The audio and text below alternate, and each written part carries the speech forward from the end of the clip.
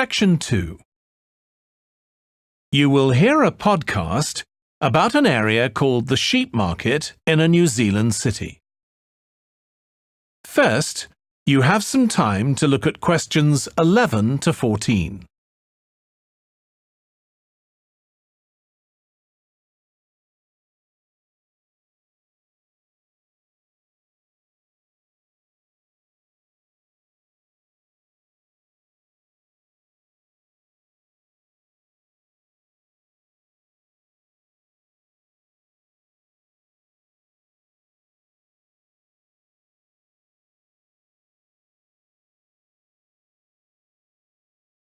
Now listen carefully and answer questions 11 to 14.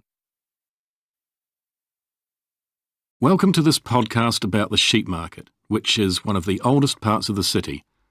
As its name suggests, there was originally a market here where farmers brought their sheep, but now it's been redeveloped into a buzzing, vibrant area of the city, which is also home to one of the city's fastest growing communities.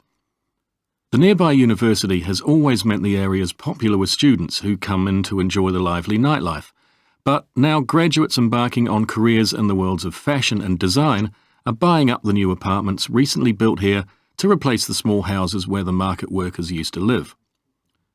The narrow old side streets are great places for finding original pictures, jewellery and ceramics which won't break the bank, as well as local produce like fruit and vegetables.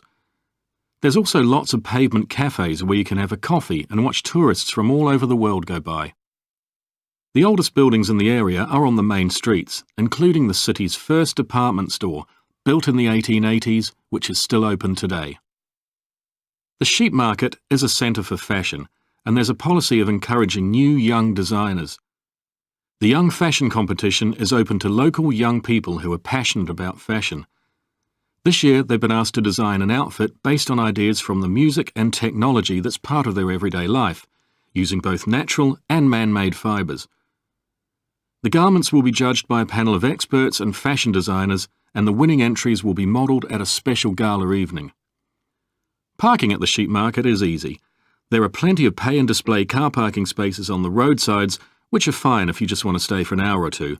But if you want to spend the day there, it's better to park in one of the 4 underground car parks.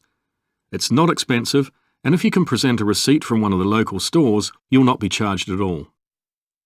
After 6 p.m, many of the car parks have a flat rate which varies, but it is usually very reasonable. Before you hear the rest of the podcast, you have some time to look at questions 15 to 20.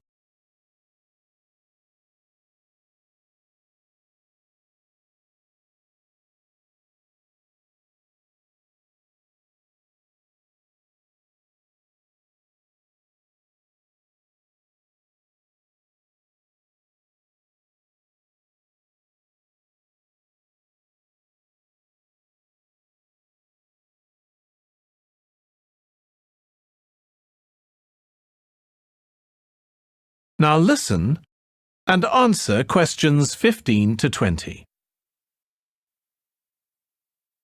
The sheep market is one of the main centres for art and history in the whole of the country.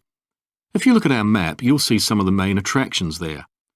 Most visitors start from Crawley Road at the bottom of the map. The Reynolds House is one of the oldest houses in the city and is open to the public. It's on the north side of Crawley Road, next to the footpath that leads to the public gardens. The area is particularly interesting for its unusual sculptures. The thumb is just what its name suggests, but it's about 10 metres high. You'll see it on Hill Road, across the road from the bank. The museum's got a particularly fine collection of New Zealand landscapes. It's on the east side of the sheep market, on City Road. It's on the other side of the road from the public gardens, immediately facing the junction with Hill Road. The Contemporary Art Gallery is on a little road that leads off Station Square, not far from the public gardens. The road ends at the gallery. It doesn't go anywhere else. That's open every day except Mondays. The Warner Gallery specialises in 19th century art. It's on City Road, near the junction with Crawley Road, on the same side of the road as the public gardens. It's open on weekdays from 9 to 5 and entry is free. Finally, if you're interested in purchasing high-quality artwork, the place to go is Nucleus. You need to go from Crawley Road up through Station Square and east along Hill Road until you get to a small winding road turning off.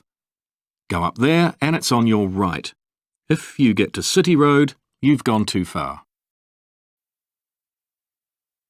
That is the end of section 2. You now have half a minute to check your answers.